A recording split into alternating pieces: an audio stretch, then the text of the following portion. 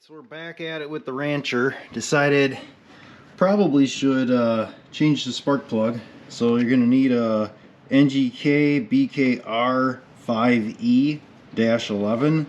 That is the plug, and it's a V-Power. That's the factory original. So to get that out, I just used a small 3/8 driver to loosen it up. Get all the side covers off. And this has never been changed. There's about 600, well, it's got to be close to 700 miles on this thing. So that is what it looks like. Looks a little crusty.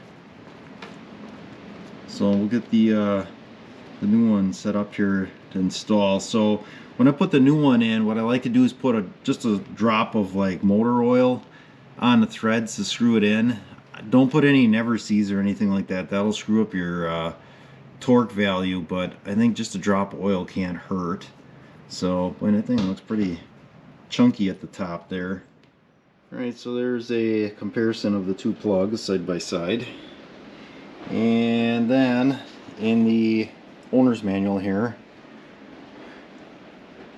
it's just got some information about the what the gap should be, so you should check that.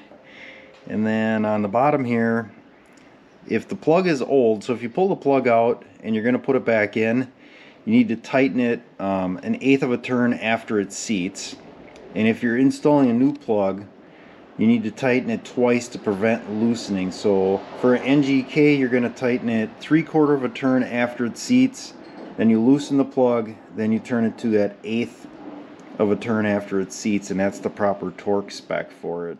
So they don't have... Alright, so I got it in there, and I got it so that it's made contact with the gasket when I got just a little bit of pressure on it. So what I'm going to do is, since I can't get a 3/4 swing all the way around, we're going to start up here. We're going to go 1/4, so that would be 1/4. And do 1/4 again,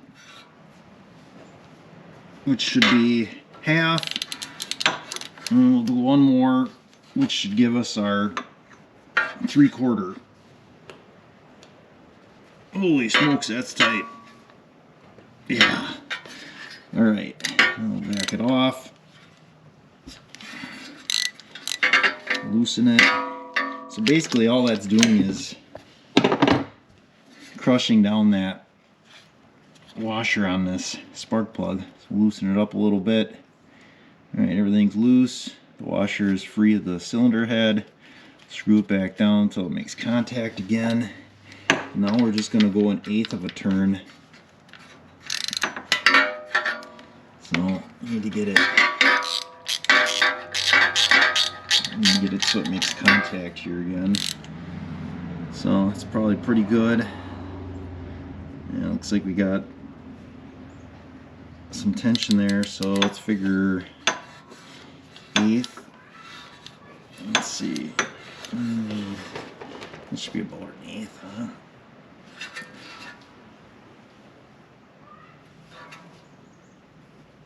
I think that's pretty good.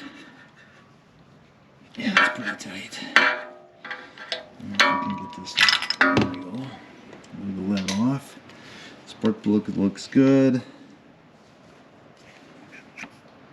Boot looks good as well. Slide that on.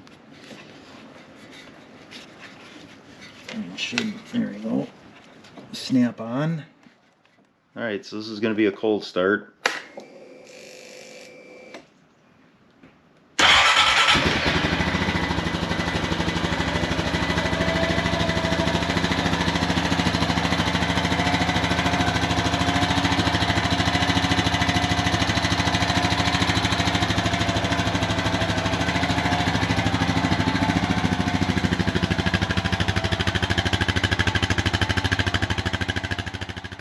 Alright, so I just ran it around the yard a little bit here. Got it hot. I couldn't get the electric fan to come on. I was trying to get that to activate, but I just couldn't get enough heat into the thing, and it was pretty toasty, but hopefully that's still working. I'm assuming I'd get an engine light if it was too warm.